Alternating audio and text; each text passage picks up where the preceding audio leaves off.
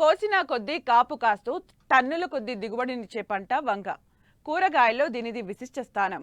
6 నెలల పంట కాలంతో వంగ సాగు రైతుకు మంచి ఆదాయ వనరుగా మారింది.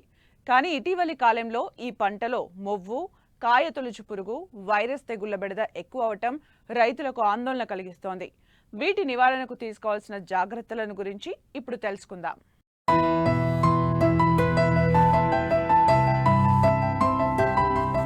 తెలుగు రాష్ట్రాల్లో వంగను సుమారు 1,00,000 ఎకరాల్లో సాగు చేస్తున్నారు. సంవత్సరం పొడవునా ఈ పంటను సాగు చేయవచ్చు. వేసవిలో ఫిబ్రవరి నుంచి మార్చి మొదటి వారం వరకు నాటుతారు. ప్రస్తుతం మార్కెట్లో వివిధ హైబ్రిడ్ రకాలు అందుబాటులోకి రావడం వల్ల ఎకరాకు 10 నుంచి 12 టన్నుల వరకు దిగుబడి సాధించే అవకాశం ఏర్పడింది. అయితే ఈ పంటకు మొవ్వు లేదా కాయతొలుచు పురుగు, వెర్రి తెగులు బెడద రైతుకు ప్రధాన సమస్యగా మారింది. వీటిని సమర్థవంతంగా అరికట్టగలిగితే దిగుబడులు మరింతగా పెంచుకునే వీలుంది. వంగను నాటిన 30 నుంచి 40 రోజులలో మొవ్వు తొలిచే పురుగు ఆశిస్తుంది. మొక్కల తొలి దశలో మొవ్వును, తర్వాతి దశలో కాయలను తొలిచి నష్టాన్ని కలుగజేస్తుంది. ఈ పురుగు ఆశించిన మొక్కల మొవ్వులు వాడిపోతాయి. తర్వాతి దశలో కాయలకు రంధ్రాలు చేసి తినేస్తాయి. ఒక్కో పురుగు సుమారు 4-6 కాయలను నష్టపరుస్తుంది. తద్వారా కాయలు అమ్మకానికి పనికిరావు. వీటిని అరికట్టాలంటే పొలంలో నాటే ముందే నారును రైనాక్సిఫైర్ 5 మిల్లీలీటర్లు లీటరు నీటిలో కలిపి అందులో నారును 3 గంటల పాటు ఉంచి తర్వాత నాటుకోవాలి. పంట తొలి దశలో పురుగు ఆశించిన కొమ్మలను తుంచి నాశనం చేయాలి. ఎకరాకు 10 లింగాకర్షక బుట్టలను ఏర్పాటు చేయాలి. పూత సమయంలో 5,000 గుడ్లున్న ట్రైకోగ్రామా కార్డులను ఆకుల అడుగు భాగంలో అమర్చుకోవాలి. వేప నూనె 5 మిల్లీలీటర్లు లీటరు నీటికి కలిపి పిచికారీ చేస్తే దీని తల్లి పురుగులు పంటపై గుడ్డు పెట్టడానికి ఇష్టపడవు. పంటపై పురుగు ఉధృతి గమనిస్తే క్లోరాట్రినిలిప్రోల్ 0.3 నుండి 0.4 మిల్లీలీటర్లు లేదా ఇమామెక్టిన్ బెంజోయేట్ 0.4 గ్రాములు లేదా లాంబ్డా సైహలోత్రిన్ 0.6 మిల్లీలీటర్లు లేదా థయోడికార్బ్ 2 గ్రాములు లీటరు నీటికి కలిపి పిచికారీ చేయాలి. ఇటీవలి కాలంలో వంగ తోటలకు వెర్రి తెగులు బెడద ఎక్కువైంది. వైరస్ సోకటం వల్ల ఈ తెగులు ఆశిస్తుంది. పచ్చదోమ ద్వారా ఈ తెగులు ఒక మొక్క నుంచి మరో మొక్కకు వ్యాప్తి చెందుతుంది. దీని లక్షణాలను గమనిస్తే మొక్కలు గుబురుగా పెరిగి చీపురు కట్టలా కనిపిస్తాయి. ఆకులు సన్నగా చిన్నవిగా మారి పాలిపోయిన ఆకుపచ్చ రంగును కలిగి ఉంటాయి. పూత కాత లేకుండా మొక్కలు గొడ్డుబారిపోతాయి. అందుకే దీన్ని వెర్రి తెగులు అని పిలుస్తారు. ఇది వైరస్ తెగులు కాబట్టి దీనికి నివారణ లేదు. ఈ తెగులును వ్యాప్తి చేసే పచ్చదోమను తొలి దశలోనే నిరోధించాలి. దీనికి గాను మిథైల్ డెమటాన్ 2 మిల్లీలీటర్లు లీటరు నీటికి కలిపి పిచికారీ చెయ్యాలి. వైరస్ సోకిన మొక్కలను పీకి నాశనం చెయ్యాలి. లేకపోతే పచ్చదోమ ద్వారా ఈ వైరస్ ఇతర మొక్కలకు వ్యాప్తి చెందుతుంది. నారుమడి దశలో నాటడానికి వారం రోజుల ముందు 250 గ్రాముల కార్బోప్యూరాన్ 3G గుళికలను 100 చదరపు మీటర్ల నారుమడికి వేయాలి. నాటిన 2 వారాల తర్వాత రెండవ దఫాగా ఎకరాకు 8 కిలోల చొప్పున ఇవే గుళికలను వెయ్యాలి. నాటే ముందు నారు వేర్లను 1000 ppm టెట్రాసైక్లిన్ ద్రావణంలో ముంచి నాటుకోవాలి. నాటిన 4 నుండి 5 వారాల తర్వాత 7 నుండి 10 రోజుల వ్యవధిలో డైమిథోయేట్ లేదా మిథైల్ డెమాటాన్ 2 మిల్లీలీటర్లు లీటరు నీటిలో కలిపి 3 సార్లు పిచికారీ చేయాలి. తెగులు గమనించిన వెంటనే తెగులు సోకిన మొక్కలను పీకివేసి జిబ్బరెల్లిక్ ఆమ్లం 50 మిల్లీగ్రాములు లీటరు నీటికి కలిపి పిచికారీ చేయాలి.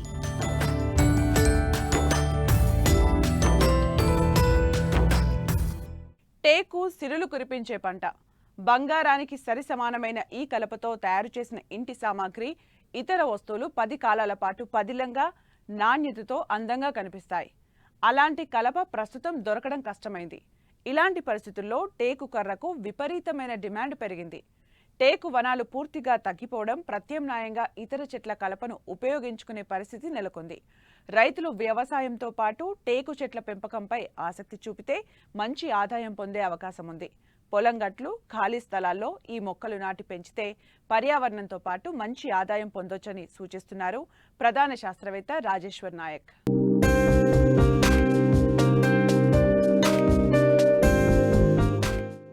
వ్యవసాయం జూదం లాంటిది. ప్రకృతి కరుణిస్తే పర్వాలేదు, పగబడితే నిండా మునిగిపోవాల్సిందే. కనీసం పెట్టుబడులు సైతం దక్కవు.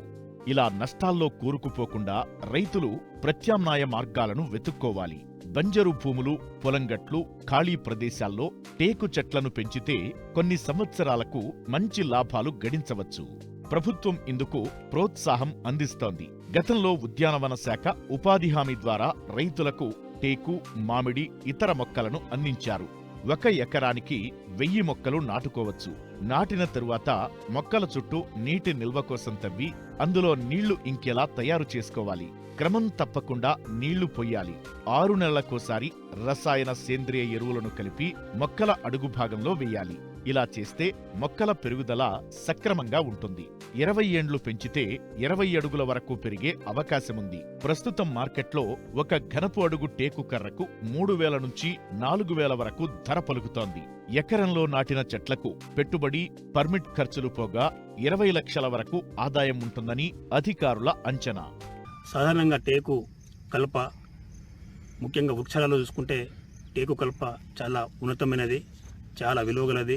నిర్మించే ఇంటికి టేకు కలప కిటికీల రూపంలోనూ, తలుపుల రూపంలోనూ, అదేవిధంగా సోఫాల రూపంలోనూ ప్రతి వారి ఇంట్లో ఈ టేకు కలప అనేది ఉంటుంది. ఎందుకంటే ప్రధానంగా దీనికి ఈ టేకు కలప యొక్క అందం బాగుంటుంది, అదేవిధంగా చూడడానికి చూడముచ్చటగా ఉంటుంది. కాబట్టి టేకు కలప చాలా మన్నికతో కూడుకుంది కాబట్టి విలువ కూడా చాలా ఎక్కువ. సాధారణంగా టేకు చెట్లను చాలామంది రైతులు టేకు చెట్లు అటవీ జాతికి సంబంధించినవి కాబట్టి వారు సాగు చేయరు. కానీ అన్ని అటవీ జాతి మొక్కల కంటే టేకు కలప, టేకును మన పొలాలలో మనం సాగు చేసుకోవచ్చు. అందులో ప్రధానంగా చూసుకుంటే టేకు ఏ నెలలో బాగా పండుతుంది అంటే నేలల విషయానికి వచ్చేస్తే ముఖ్యంగా అన్ని నెలలు ఎర్ర భూములు, ఎర్రచలక భూములు, అదేవిధంగా బరువైన ఒండ్రు నెలల్లో కూడా టేకు కలప బ్రహ్మాండంగా వస్తుంది. అయితే ఇక్కడ ఇంకో విషయం ఏంటంటే చాలామంది రైతులు వారి పొలంలో వేయకుండా పొలం గట్లపైన కూడా టేకు సాగు చేసుకోవచ్చు. ఈ అనువైన సమయం చూసుకుంటే టేకును ఎప్పుడైనా విత్తుకోవచ్చు. నీటి వస్తూ ఉంటే ఒకవేళ వర్షాకాలంలో విత్తాలి అనుకుంటే మాత్రం జూలై మాసంలో విత్తుకుంటే చాలా బాగుంటుంది. ఇంకో ముఖ్య విషయం ఏంటంటే సాధారణంగా నీటి యాజమాన్యం ఏంటంటే వర్షాకాలంలో నాటితే వర్షాలు పడుతున్నప్పుడు మనకు పెద్దగా ఇబ్బంది ఉండదు. కానీ నాటిన వారం రోజులు, ఒకరోజు తప్పించి ఒకరోజు నీరు ఇవ్వాలి. చలికాలంలో ఒక 15 నుంచి 20 రోజుల్లో మధ్యలో నీటి తడులు ఇవ్వాలి. అదేవిధంగా ఎండాకాలంలో చూసుకుంటే 15 నుంచి 20 రోజులు మొదటి 2 సంవత్సరాలు నీటి తడులు వేసుకుంటే చాలా బ్రహ్మాండంగా ఈ మొక్కలు బతుకుతాయి. మొక్కల మధ్య మరియు వర్షాల మధ్య దూరం చూసుకుంటే మొక్కకు మధ్య 1.3 మీటర్ల దూరం ఉండేటట్టు చూసుకోవాలి. అదేవిధంగా వర్షకు మధ్య 3 మీటర్ల దూరం ఉండేటట్టు చూసుకోవాలి. అదేవిధంగా ఎకరానికి సుమారు 1000 మొక్కలు మనకు ఎకరానికి పడతాయి. తర్వాత ఈ మొక్కలు 6 సంవత్సరాలు పెరిగిన తర్వాత మొక్కల మధ్య దూరం 2.6 మీటర్లకు తగ్గించుకోవాలి. ఎందుకంటే ఒక మధ్యలో 6 సంవత్సరాలకు ఒక వాసం సైజు వస్తుంది కాబట్టి ఆ మొక్కల మధ్య దూరం 2.3 లేదా 2.2 మీటర్లు ఉండేటట్టు, అదే 2.6 మీటర్లు ఉండేటట్టు చూసుకోవాలి. ఆ మధ్యలో ఉన్న మొక్కలు మనం తీసేసుకోవాలి. మళ్ళీ 12 సంవత్సరాల తర్వాత మళ్ళీ మొక్కల మధ్య దూరము 6.2 మీటర్లు ఉండేటట్టు చూసుకోవాలి. ఎందుకంటే కలప మనకు మంచి గట్టి నాణ్యమైన కలప రావాలంటే ఖచ్చితంగా ఈ దూరాలు అంటే మొక్క 6 సంవత్సరాలకి మధ్యలో గ్యాప్ తీసేసేయాలి. మళ్ళీ 12 సంవత్సరాల తర్వాత ఇంకో గ్యాప్. ఇంకా ఎరువుల విషయానికి వచ్చేసి సాధారణంగా మనం ఎరువులు ముఖ్యంగా మొదట ఒక 3 అడుగుల గుంత తవ్వి అందులో 4 కిలోల పశువుల ఎరువు లేదా 2 కిలోల వర్మి కంపోస్టు వేసుకోవాలి. అదేవిధంగా చెదలు పట్టకుండా 50 గ్రాములు లిండెన్ అంటే 3% లిండెన్ పొడిని కలుపుకోవాలి. అది అలా కలుపుకుంటే మన చెదలు రావు. ఇంకో ముఖ్యమైన విషయం ఏమిటంటే సాధారణంగా టేకు వేసిన తర్వాత మొదటి 3 సంవత్సరాలు టేకు చెట్ల మధ్య వరుసలో పెసర కానీ, మినుము కానీ, అలసంద కానీ, అదేవిధంగా కంది కానీ, ఇలాంటి పంటను మనం పండించుకోవచ్చు. అదేవిధంగా కూరగాయ పంటలు కూడా మొదటి 3 సంవత్సరాలు పండించుకోవచ్చు.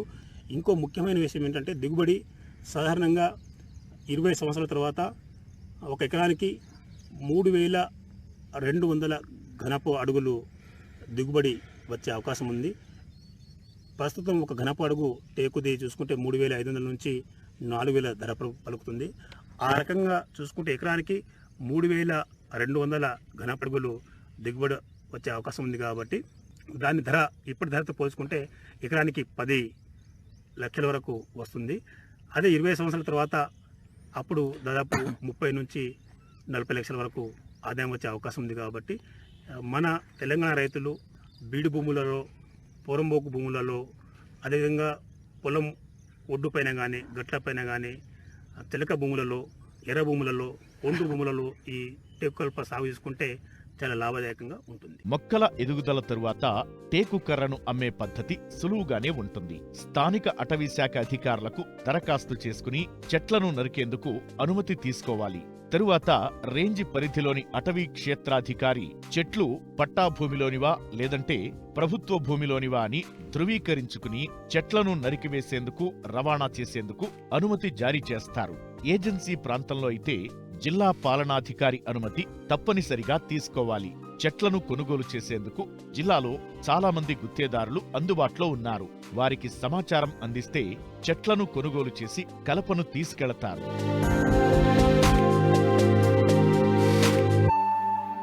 సాధారణంగా వేసవిని దృష్టిలో పెట్టుకుని పుచ్చను విత్తుతారు. అయితే ఈ పంటకు ఇప్పుడు సంవత్సరమంతా డిమాండ్ ఉండటంతో రైతులు అన్ని సీజన్లలోనూ సాగు చేస్తున్నారు. అయితే వాతావరణ పరిస్థితుల కారణంగా అనేక ప్రాంతాల్లో పుచ్చకు వెర్రి తెగులు సోకి తీవ్రంగా నష్టపరుస్తోంది. ఇది వైరస్. దీన్ని వ్యాపి చేసే పేనుబంకను సకాలంలో నివారించడమే ఈ సమస్యకు పరిష్కారం అని సూచిస్తున్నారు ప్రధాన శాస్త్రవేత్త హేమంత్ కుమార్.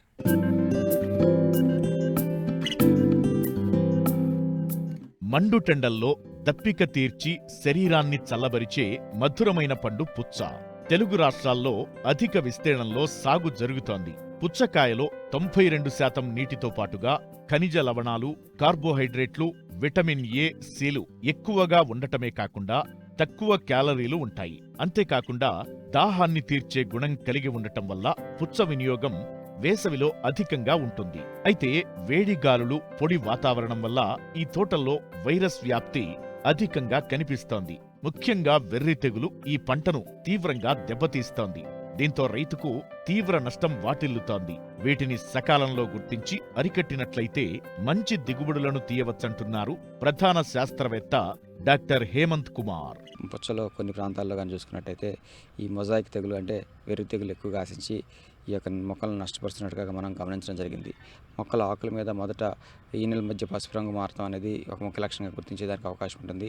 ఆ తర్వాత చూసుకున్నట్టయితే ఈ ఆకులన్నీ కూడా ఆకారం కోల్పోయి ఆకు పెద్ద ఈనెల వద్ద ఉన్నటువంటి కణాలన్నీ కూడా తీగ మాదిరి కనపడటం అనేది సాధారణంగా మనం గమనిస్తూ ఉంటాము. ముఖ్యంగా లేతాకులు కానీ చూసుకున్నట్టయితే లేతాకుల మీద బొబ్బలు కరిగి ఉండటం, అదే రకంగా మనం ఒకవేళ ఆకుని కనుక స్పృశించినట్టయితే ఈ గరుగ్గా ఉండటం కూడా దీని యొక్క ముఖ్య లక్షణంగా గుర్తించేదానికి అవకాశం ఉంటుంది. అదే రకంగా మనం కాయలు కానీ చూసుకున్నట్టయితే కాయలు కూడా చాలా వరకు చిన్నగా ఉండటం, తద్వారా కాయల్లో నాణ్యత చాలా వరకు తగ్గిపోవడం, దాంతోపాటు కొన్ని పరిస్థితులు కానీ చూసుకున్నట్టయితే నాణ్యత లేనటువంటి కుక్కమూతి పిందులు కూడా ఏర్పడటం, అదే రకంగా మనం కనుక కాయను కనుక చూసినట్లయితే గట్టిగా ఉండటం, అప్పుడప్పుడు ఈ యొక్క రంగులు కూడా డార్క్ అదే రకంగా లైట్ కలర్లో ఉండటం కూడా మనం ఈ యొక్క తెగులు యొక్క ముఖ్య లక్షణంగా గుర్తించేదానికి అవకాశం ఉంటుంది. ముఖ్యంగా ఎక్కడైతే ఈ తెగులు ఆశిస్తూ ఉందో ఉష్ణోగ్రత ఎక్కువగా ఉన్నప్పుడు, అదే రకంగా ఈ పుచ్చని మొజాయిక్ని మనకి వ్యాప్తి చేసేటువంటి వాకమైనటువంటి పేనుబంక పురుగు ఎక్కువ ఉన్నప్పుడు కనుక చూసుకున్నట్టయితే దీని యొక్క ఉధృతి చాలా ఎక్కువగా ఉండేదానికి అవకాశం ఉంటుంది. కాబట్టి రైతు సోదరులు ఈ యొక్క పుచ్చ మొజాయిక్ తెగులు పట్ల జాగ్రత్తగా ఉన్నట్టయితే చాలా వరకు దీని నష్టాన్ని నివారించేదానికి అవకాశం ఉంటుంది. ముఖ్యంగా ఈ యొక్క తెగులు నివారణ విషయంకి వచ్చినట్టయితే మార్కెట్లో దొరికే కీటకనాశనం అయినటువంటి ఎస్టామిప్రిడ్ అనేటైతే 0.2 గ్రాములు లేదా థైమెథాక్సమ్ అనేటైతే 0.2 గ్రాములు లీటర్ నీటి కలిపి మందులను మార్చి వారం 10 రోజుల వ్యవధిలో 2 సార్లు కనుక పిచికారీ చేసుకున్నట్టయితే ఈ యొక్క తెగులు ఉధృతిని చాలా వరకు తగ్గించేదానికి అవకాశం ఉంటుంది. దాంతోపాటు ముఖ్యంగా చూసుకున్నట్టయితే ఎక్కడైతే ఈ పుచ్చ సాగు చేస్తామో ముఖ్యంగా ఈ వేసవికాలంలో సాగు చేస్తామో ఇలాంటి పరిస్థితులు కానీ చూసుకున్నట్టయితే ఈ మొక్కల్ని ఏ పరిస్థితుల్లోనూ బలహీనపరచకుండా చూసుకున్నట్టయితే చాలా వరకు ఈ యొక్క తెగులు యొక్క ఉధృతి తగ్గేదానికి అవకాశం ఉంటుంది. దాంతోపాటుగా ఎక్కడైనా ఒక మొక్కలు 2 మొక్కలు వచ్చినట్టయితే పీకి నాశనం చేసినట్టయితే దీని ఉధృతిని కూడా చాలా వరకు తగ్గించేదానికి అవకాశం ఉంటుంది. కాబట్టి ముఖ్యంగా ఈ వచ్చిన మొక్కలని తీసేసుకుంటూ దాంతోపాటుగా చుట్టూ కూడా పేనుబంకని నివారించుకోవడానికి కానీ చూసుకున్నట్టయితే జొన్న లాంటి పైర్లు కనుక 1-2 వరుసలో కనుక సాగు చేసుకున్నట్టయితే దీని యొక్క ఉధృతి చాలా వరకు తగ్గి తద్వారా పక్కన ఉన్నటువంటి పొలాలకు కూడా పాకేదానికి అవకాశం చాలా తక్కువగా ఉంటుంది. కాబట్టి రైతు సోదరులు సమగ్రమైనటువంటి సస్యరక్షణ చర్యలు కనుక పాటించుకున్నట్టయితే పుచ్చలో వచ్చేటువంటి మొజాయిక్ తెగుల్ని సమర్థవంతంగా అరికట్టి తద్వారా ప్రస్తుతం ఉన్నటువంటి పరిస్థితుల్లో పుచ్చ నుంచి మంచి దిగుబడి సాధించడానికి వీలుంటుంది. తక్కువ సమయంలో పంట చేతికొచ్చే పుచ్చకు మార్కెట్లో మంచి డిమాండ్ ఉంది. అయితే రైతులు మేలైన యాజమాన్య పద్ధతులు పాటించినట్లయితే మంచి దిగుబడిని సాధించవచ్చు.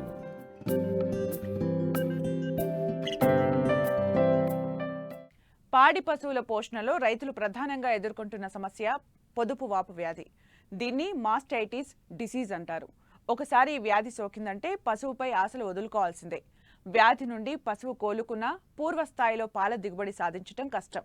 ఇటీవలి కాలంలో పశు వైద్యుల వద్దకు పొదుగువాపు సోకిన పశువులు అధికంగా వస్తున్నాయి. ఈ వ్యాధి లక్షణాలు, నివారణకు చేపట్టాల్సిన ముందు జాగ్రత్త చర్యల గురించి ఇప్పుడు తెలుసుకుందాం.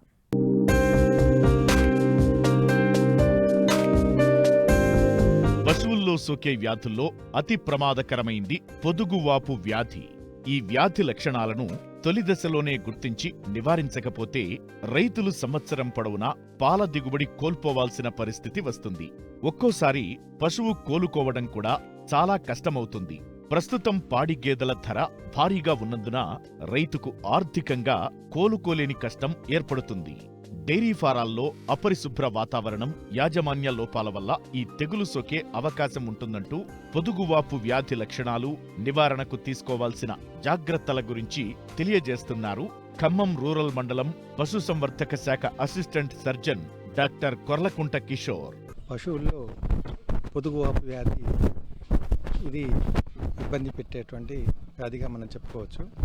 ముఖ్యంగా అధిక పాలిచ్చేటువంటి ఆవు జాతి పశువుల్లో మరియు గేదె జాతి ముర్రా జాతి పశువుల్లో ఎక్కువగా మనం చూస్తూ ఉంటాము. క్రోనోబాక్టీరియం మరియు స్టాఫిలోకోకస్, స్ట్రెప్టోకోకస్, క్లెబ్షియల్లా వంటి బ్యాక్టీరియా ప్రాణజీవుల వల్ల, ఇంకా ప్రోటియస్ వంటి ఏకకణ ప్రాణజీవుల వల్ల, క్లెబ్షియల్లా, మైకోప్లాస్మా ఇతర ఫంగస్ జాతుల వల్ల కూడా ఈ వ్యాధి పశువుల్లో ఏర్పడుతూ ఉంది. మనం ముఖ్యంగా గమనించినట్లయితే పశువుల కొట్టాలు శుభ్రంగా లేకపోవటం వల్ల, పశువులలో నుంచి పాలు పితికే విధానంలో సరి అయినటువంటి పద్ధతులు పాటించకపోవటం వల్ల, పశువుకి సీజనల్గా వచ్చేటువంటి వ్యాధులు, ఆ వ్యాధుల పట్ల సంబంధించినటువంటి టీకాలు వేసుకోకపోవటం వల్ల ఈ పశువులు పొదుగు వ్యాధికి గురి అవ్వడానికి అవకాశం ఏర్పడుతుంది. ఈ పొదుగువాపు వ్యాధి సహజంగా ఇచ్చేటువంటి పాల ఉత్పత్తి దెబ్బతినటమే కాకుండా పాల యొక్క అంతర్గతమైనటువంటి నిర్మాణం కూడా మారిపోయి పాలల్లో పాల గడ్డలు ఏర్పడటము, పాలల యొక్క రుచి మారటము, పాల యొక్క రంగు మారటము వంటి వాటిని మన పరిగణలోకి తీసుకొని పొదుగువాపు వ్యాధిని నిర్వచించుకోవచ్చు. ముఖ్యంగా ఈ వ్యాధి సోకిన తర్వాత పాలిచ్చేటువంటి పాడి పశువు యొక్క పాల ఉత్పత్తి గణనీయంగా పడిపోతుంది. రొమ్ముకి భాగానికి ఎఫెక్ట్ అయింది, ఆ ఒక్క భాగం నుంచి ఇతర భాగాలకు కూడా వ్యాప్తి చెందే అవకాశం ఉంటుంది. పాల యొక్క లోపల కంపోజిషన్ ఏదైతే ఉందో అవి కూడా దెబ్బతినటం వల్ల పాలలో ఉన్నటువంటి అంటే పొదుగులో ఉన్నటువంటి కాల్షియము, ఇతర ధాతువులు, ఇంకా లైసిన్ వంటి పదార్థాలు కూడా ఈ యొక్క ఆర్గానిజం పెరుగుదలకు దోహదపడతాయి. అదే పైన గాయాల వల్ల ఏర్పడినటువంటి పొదుగువాపు పాలను ఇబ్బంది పెట్టకపోవచ్చు, కానీ పాలు తీసేటప్పుడు పొదుగులోంచి పాలు రాకుండా గేదె నిరోధించడము, పొదుగు పట్టుకున్నప్పుడు నొప్పిగా ఫీల్ అవ్వటం జరుగుతూ వస్తుంది. మొత్తం పొదుగు భాగాలు 4 భాగాలు కూడా కులిపోవటానికి అవకాశం ఏర్పడుతుంది. దీనివల్ల పశువు శరీరానికి కూడా ప్రాణాపాయ పరిస్థితి ఏర్పడటానికి అవకాశం ఉంటుంది. ఇవి కూడా పూర్తిగా ఒక పశువు నుంచి, అంటే వ్యాధి సోకిన ఒక పశువు నుంచి ఇంకొక పశువుకి రావడానికి ఎక్కువగా అవకాశం ఉంది. ఇంట్రామెమరీ ఇన్ఫ్యూజన్స్ ద్వారా యాంటీబయాటిక్స్ని, క్లోరోమైస్టిన్, పెన్సిలిన్స్ మన మార్కెట్లో దొరుకుతూ ఉంటాయి. పెండిస్టిన్, మ్యామిటాల్ వంటి ఇంట్రామెమరీ ఇన్ఫ్యూజన్స్ దొరుకుతాయి. ఏదైతే భాగం ఎఫెక్ట్ అయిందో ఆ భాగంలోకి ఎక్కించవలసిన అవసరం ఉంటుంది. అట్లే ఎలర్జిక్ మాస్టైటిస్ వంటి వాటిలో పూర్తిగా పాల ఉత్పత్తి సడన్గా పడిపోవటం, ఈ భాగాల నాళ్ళు కూడా గట్టిగా రాయి వల్ల మారటం కూడా అవకాశం ఉంది. అటువంటి వాటికి కూడా ఇంట్రామస్కులర్ లేదా ఇంట్రావెనస్ యాంటీబయాటిక్స్ని, పెన్సిలిన్, సిప్రోఫ్లాక్సిన్, తర్వాత ఇట్లాంటి ఇంజెక్షన్స్ కూడా మార్కెట్లో దొరుకుతాయి.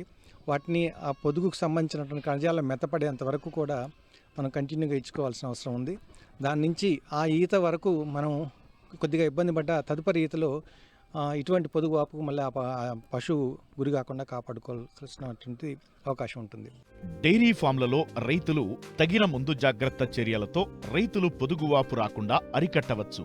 పశువుల కొట్టాలను పరిశుభ్రంగా ఉంచే విధంగా జాగ్రత్త వహించాలి. కాలానుగుణంగా వచ్చే వ్యాధుల నివారణకు ముందస్తుగా టీకా మందులు వేయిస్తే పశువులు అధిక వ్యాధి నిరోధక శక్తితో పెరిగి పొదుగువాపు వ్యాధికి లొంగిపోకుండా ఉంటాయి. పొదుగుని శుభ్రంగా ఉంచుకోవటము రైతు బాధ్యత. అట్లనే పశువుల యొక్క కొట్టాలని శుభ్రంగా ఉంచుకోవాల్సిన అవసరం ఉంది. అట్లనే కొన్ని రకాల దోమలు, కీటకాలు కూడా ఈ కీటక నివారణ మందులను కూడా మనం పశువుల కొట్టాల్లో ఇతర ప్రదేశాల్లో కూడా మనం చల్లుకున్నట్లయితే కీటకాల నుంచి వచ్చేటువంటి కొన్ని రకాల పొదుగువాపు వ్యాధులను కూడా నిర్మూలించడానికి అవకాశం ఉంటుంది. అట్లనే అధిక పాలిచ్చేటువంటి పశువులు ఉన్నటువంటి షెడ్లలో గాలి వెలుతురు నిర్మాణం పూర్తిగా ఉండేటట్లు చూసుకోవాలి. అవసరమైతే దోమలు వంటి కుట్టకుండా దోమతెరలు, ఇతర గాలి పంకాలు వంటి ఇట్లా వేసుకున్నట్లయితే ఈ దోమల బారి నుంచి కూడా పశువులను కాపాడుకోవచ్చు.